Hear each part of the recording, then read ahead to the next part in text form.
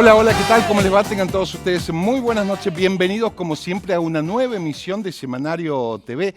Los temas y los invitados que le proponemos para hoy indican que vamos a estar hablando en el segundo bloque con el politólogo José Emilio Graglia, hablando un poco ya con el diario puesto, con los resultados de lo que dejaron las elecciones, de lo que se puede venir en materia de política nacional.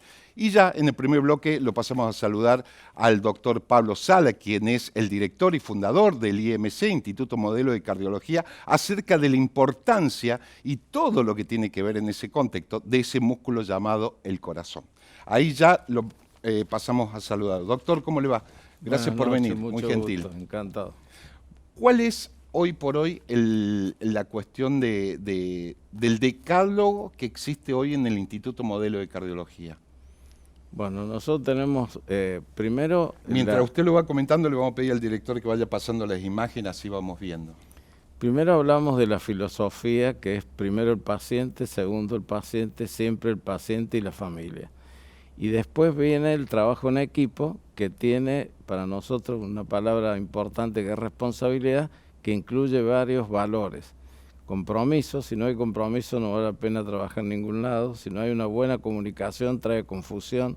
Si no hay respeto yo no puedo ser respetado si no empiezo respetando al otro. Sí. Si no hay una empatía, o sea, un buen trato, si humildad, solidaridad, sentido de pertenencia. Yo trabajaba en el Hospital Córdoba, era mi hospital. Todo eso va involucrando. Hay dos elementos que a mí me cuesta mucho, que no los veo muy claros en la práctica diaria, que es rendición de cuentas y autocrítica. A ver. Esas dos son elementos fundamentales, porque si uno no tiene autocrítica no va a poder mejorar. Y si uno no rinde cuentas, no se sabe qué está haciendo, tanto en lo científico como en lo económico, administrativo. Y eso es algo que no se debe eludir. En la Argentina se elude mucho Bastante, eso, claro. Y eso es lo que para mí es un atraso y es un futuro, digamos, no muy claro, por lo que la rendición de cuentas no la tiene que evitar nadie, porque yo no tengo por qué tener miedo a rendir cuentas si trato de hacer las cosas bien. Sería lo lógico. Me puedo equivocar, soy un ser humano, pero nada más. Y ahí entra la corrupción, todas las cosas que para nosotros, por lo menos en el instituto, tratamos de erradicar. Nosotros no somos proclives a que el médico cobre porcentaje por prótesis, no cobre algo de lo que indica, porque todo eso trae distorsiones y hace que el costo se aumente, y no tiene por qué aumentar. El costo tiene que ser el costo real. Entonces toda esa parte entra, porque también hay corrupción en la medicina y no debería haber. Porque como en todos lados. Claro, y a eso va a perjudicar al paciente directa o indirectamente. Siempre, si uno piensa en el paciente, es más importante que uno, es más importante que la institución, es más importante que la obra social, porque es la causa por la cual uno estudia medicina, es el paciente, no hay ¿Sabe otra qué me causa. hace acordar con lo que usted está diciendo de la filosofía del IMC, por ejemplo, de primero el paciente, la familia, etcétera, de lo que predicaba Favarolo, ¿no? Que decía, un médico si no tiene internalizado esa cuestión humanista, de nada sirve todo lo que sabe. Porque es la verdadera vocación de servicio. Si no tiene vocación de servicio, más vale que no se dedique a la medicina. Sí. Y Favaloro era muy inteligente porque cuando él fue a Jacinto Arauz, él, por ejemplo, se dio cuenta que no iba a poder trabajar con las parturientas en forma directa. Entonces lo hacía a través de las comadronas. Él dice, si yo educo a las comadronas, voy a obtener mejores resultados para los partos, para los recién nacidos. O sea, buscaba el camino directo o indirecto, pero de alguna manera llegar a hacer un bien al paciente. Quiero pasar a otro tema, siguiendo con el tema, y que tiene que ver con la prevención y la salud. ¿Cómo estamos en ese tema, doctor?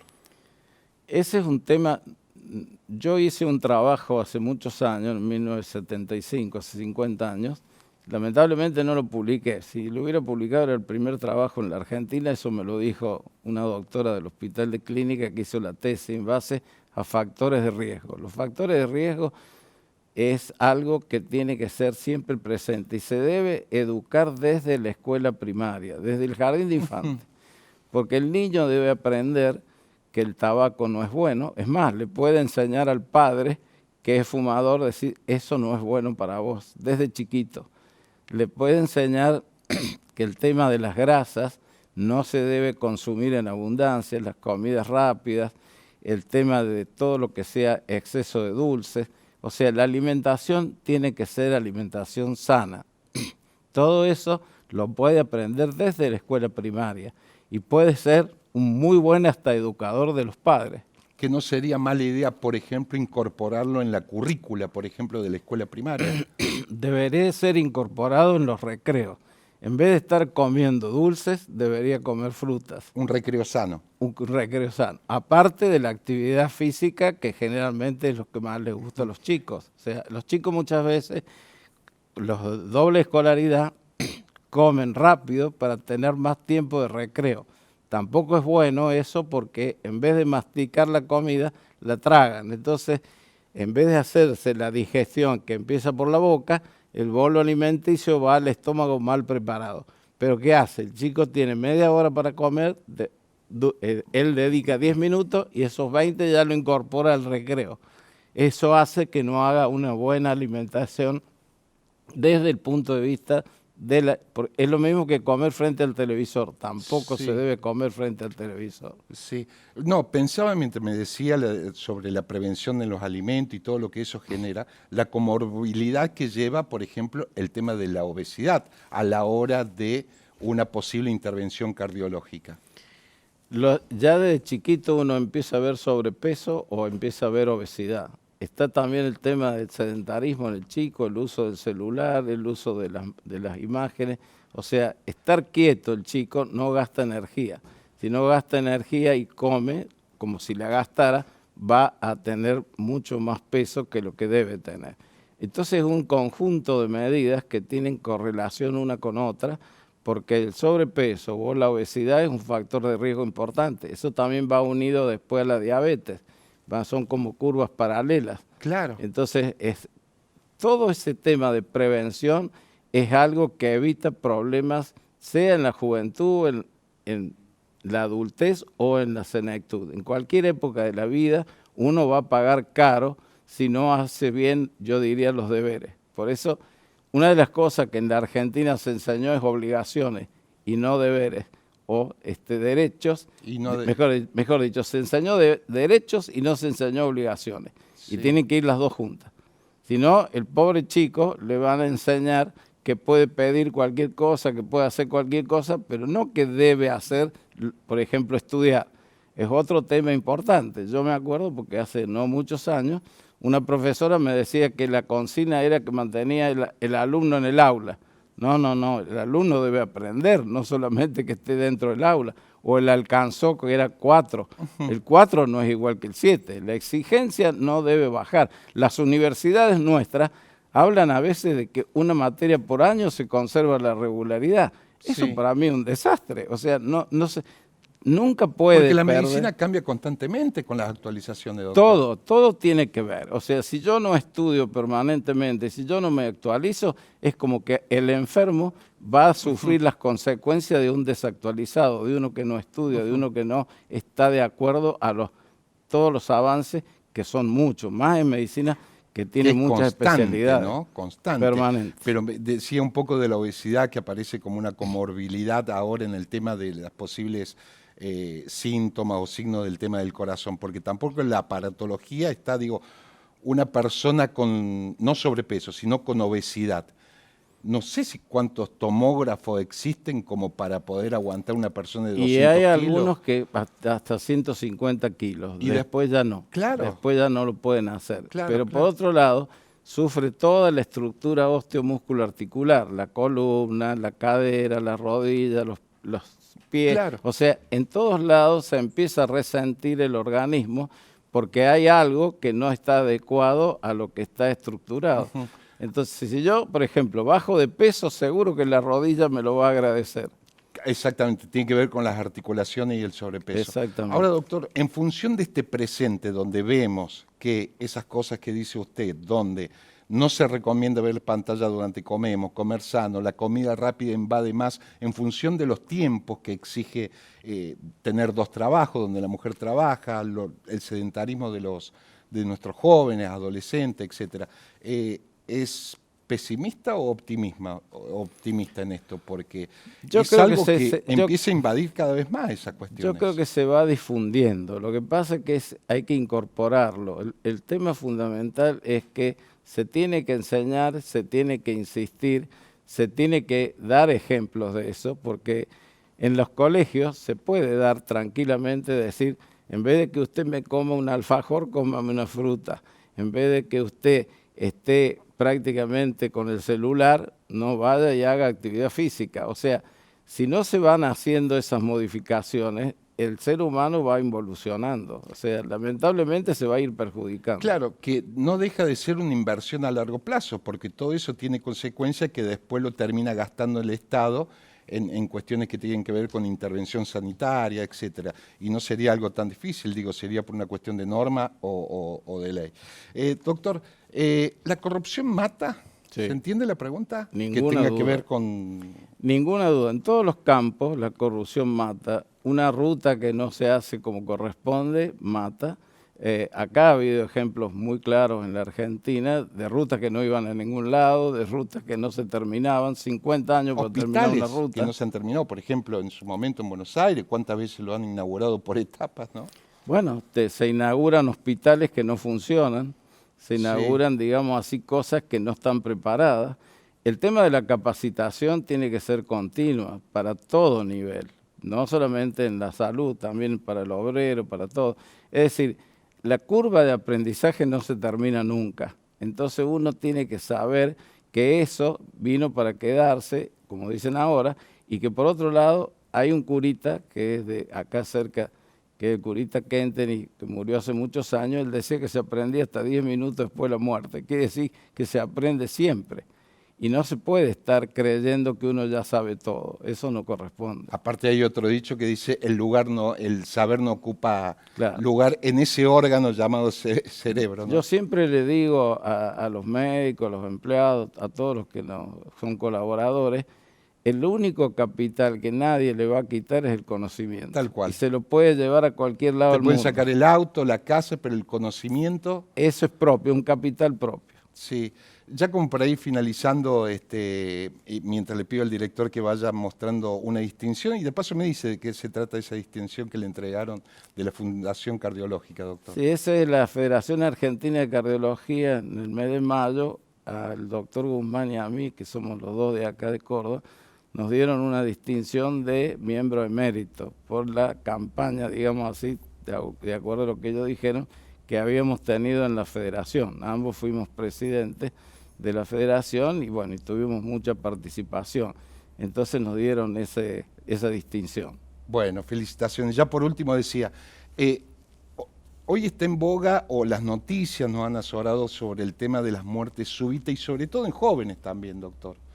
¿Se puede prevenir de alguna manera? Porque estamos hablando de niños incluso, creo que el último caso tenía entre 12 y 13 años, estaba jugando al fútbol.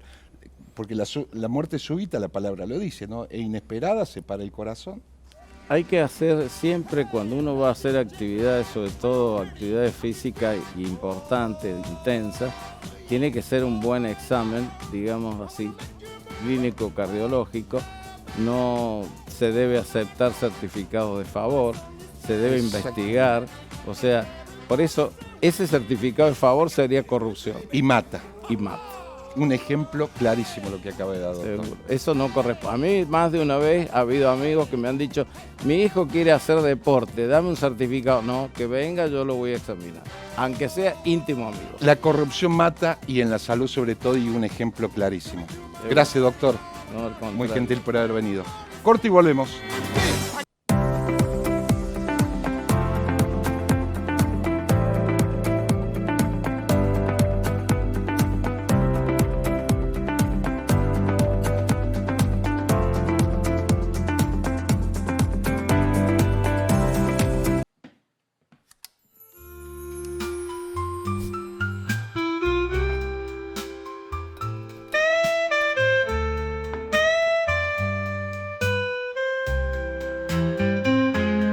Poné el toque Manfrey a tus comidas.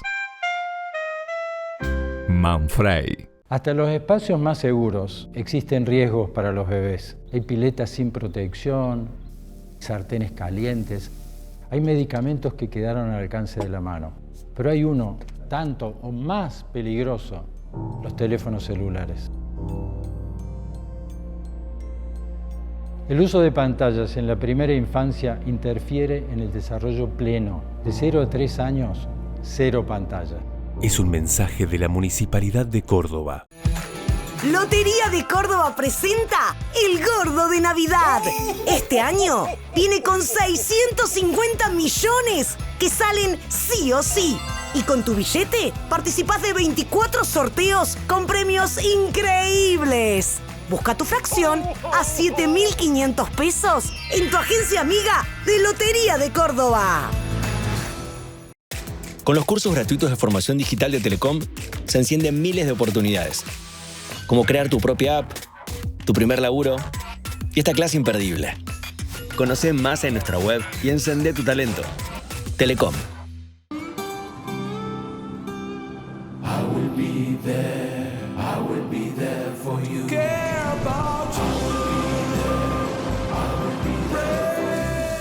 En Sancor Seguros estamos junto a vos en todo momento, acompañándote. Sancor Seguros, estamos.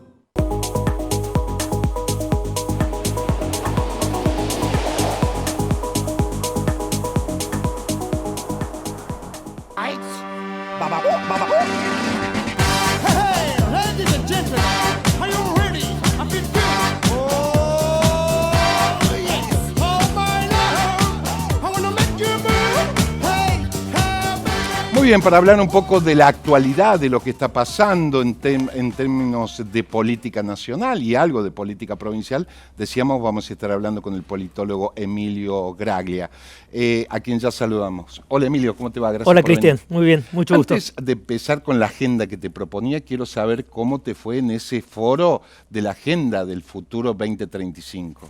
Nos fue muy bien, fue una actividad organizada por el COPEC, el Consejo para la Planificación Estratégica de Córdoba, el segundo foro para el futuro, y presentamos una agenda de coincidencias básicas de cara a la próxima década.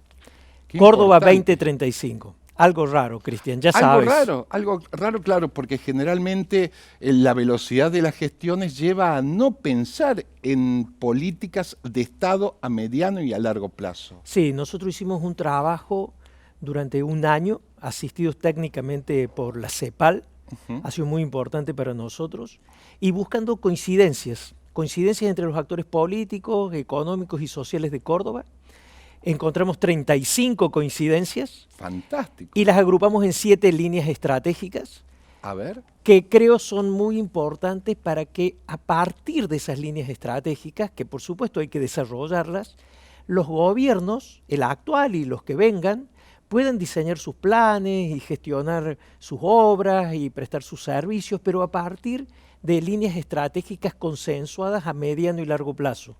Y creo que ese es un aporte del COPEC muy valioso.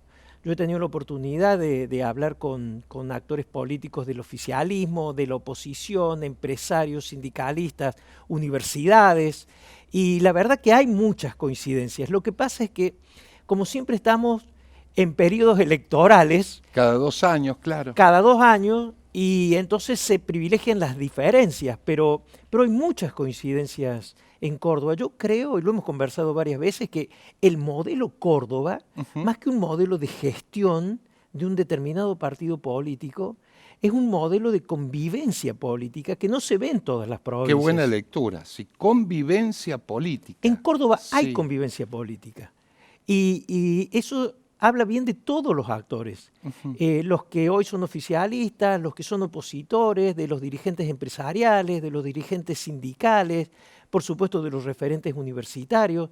En Córdoba hay una cultura política que nosotros damos como algo común. Algo común. Y no olvidamos esa Córdoba revolucionaria que es el gen de la política también, ¿no? Y no es común, porque si uno reforma universitaria, todo lo que nos llevó a esta convivencia política. Claro, porque si uno ve otras provincias o si ve el país, eso no es lo común. El blanco y negro, los claro, extremos. En Córdoba sí.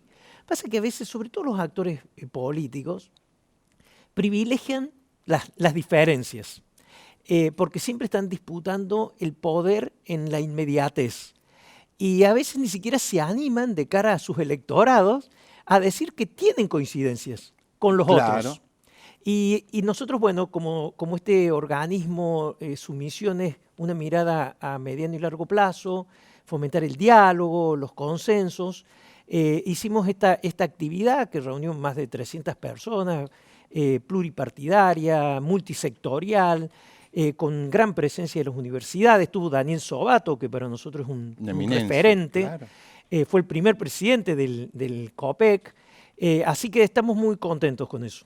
No, muy importante, decía, porque sobre todo, independientemente de la política y de las elecciones, gane quien gane determinado lugar, sería bueno que esas políticas de Estado se respeten a mediano y a largo plazo, ¿no? Eso Digo, se me ocurre salud, seguridad, educación como mínimo. Sí. Como mínimo, ¿no? Bueno, la sustentabilidad ambiental, la inclusión social, de a ratos parecen obviedades.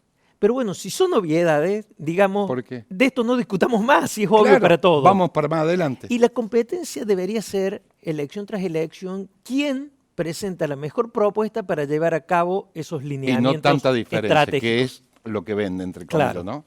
Emilio, te propongo pasar al tema por el cual te hemos convocado. ¿Cómo ves esta nueva gestión a partir de este cambio de gabinete, un nuevo cambio de personalidad del presidente Milei, en función aparentemente de lo que le dijo Estados Unidos, que tenía que construir consensos con los gobernadores? Santilli en un ministerio, Adorni, la convocatoria de los gobernadores. Gratamente sorprendido, porque la verdad no esperaba que el presidente Milei tuviera esta apertura.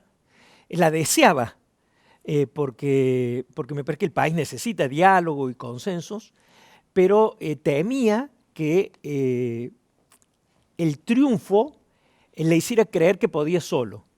Y no, ha hecho una convocatoria a los gobernadores y creo que eso es muy auspicioso. Sí, claro, nadie se lo creía, acostumbrado a un Milei que salía diciendo de todo. Y sin embargo, que mi única duda hoy es si realmente Milei se lo cree. Si ha cambiado realmente. Porque la gente votó el otro personaje, sí, pero después se ve que le recriminaba, ¿no? Diciendo, bueno, cambia y aparentemente hasta ahora. Hay que tener en cuenta que obtuvo más o menos un 40%, pero hay otro 60% de los que fueron a votar que no están de acuerdo con la marcha del país. Y han tenido opciones para expresar ese disgusto muy variadas en todas las provincias. Obviamente no se puede sumar ese 60%, pero sí tienen en común que no están de acuerdo con la marcha del país. Más los que no fueron a votar. Más los que no fueron a votar, sí, que nunca sabremos qué hubieran votado, aunque se pueden hacer especulaciones. Entonces, hace falta que el gobierno nacional llame al diálogo. Por eso me parece auspicioso, hace falta que lo sostenga, y también es bueno que los gobernadores acudan.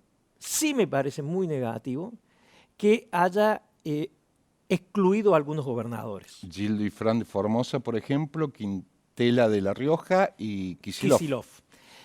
Porque también son gobernadores. Porque no se trata de el diálogo, no se trata de juntarse con la gente que piensa más o menos lo mismo.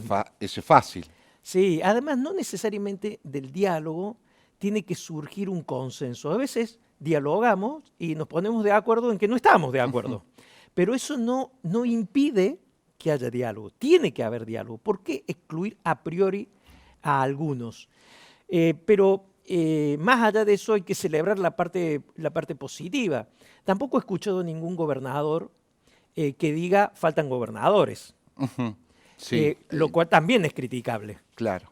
Porque es criticable que el presidente Milei excluya a algunos gobernadores, pero hasta hace poco todos los gobernadores se juntaban, todos, para pedirle en común al presidente. Y ahora este puede ser un riesgo del diálogo. Cada uno trate de cuidar su quintita. Exactamente. Sí. De ir por el beneficio propio. Está bien, porque cada gobernador gobierna su provincia. Pero ya que hablamos de un país federal, integrado, también hace falta decir, falta gente, faltan otros gobernadores. Otras necesitamos opiniones. Un proyecto de país. Y después veremos cómo van las famosas reformas, porque un riesgo de este diálogo es que el gobierno entienda que este es un contrato de adhesión. O sea, tenés que adherir a esto y a cambio te voy a dar alguna obra, te voy a autorizar algún endeudamiento externo. Ojalá lo que se pueda es realmente discutir la reforma laboral, la reforma tributaria, la reforma previsional. Discutir quiere decir que se van a alcanzar algunos acuerdos y que algunos van a ceder algunas cosas en beneficio de otras. Ese es un diálogo. Yo creo que si eso se da, tenemos una oportunidad. Después ya llegará el momento de las elecciones. Tenemos un 2026 que no se elige nada por el momento, ¿no? Sí, me preocupa, Cristian, y esto lo hemos hablado tantas veces, que ya hay candidaturas para el 2027. La mala política sí indica que en Código Política ya se están preparando para el 2027. En Córdoba, por ejemplo, tenemos 4 candidatos a intendentes ya. Yo, a ver, no, porque Pacerini no puede repetir. No soy ingenuo después de tantos años claro. De andar en estas cuestiones referidas a la política. No soy ingenuo. Todos los actores políticos van planificando su futuro a 2 años, a 4 años, a 8 años, etcétera. Pero creo que por lo menos deberían tener la cautela de hacer eso reservadamente, porque yo me imagino al ciudadano común. No me lo imagino, lo vivo. Que el no puede llegar a fin de mes, que claro, no puede pagar y si esta alquiler. gente está pensando en su futuro a 2 años, a 4 años. Si Milei va a ser reelegido, entonces son 4 años más. ¿Y quién va a ser candidato ya no solamente en la próxima presidencia, sino en la otra? Yo creo que a la política le hace falta un poco algo de pudor frente a la ciudadanía. Qué buena definición. Y recién hablabas de que ya están pensando en el año que viene, etcétera. Pero ya en diciembre cambia el contexto del Congreso, por lo menos. Cortito, ¿cómo pensás cuál va a ser el papel de Provincias Unidas? Me parece que es muy importante. Primero, Provincias Unidas tiene que consolidarse y puede ser muy importante fomentando el diálogo. Para mí el rol es acercar, no solamente dialogar con el gobierno, sino acercar al gobierno con los otros sectores políticos que están excluidos. Entre otros los que vos decías, esos gobernadores, ¿no? Tal cual. Emilio, gracias como siempre. Un gusto, muy amable. Nos vamos, hasta la semana que viene.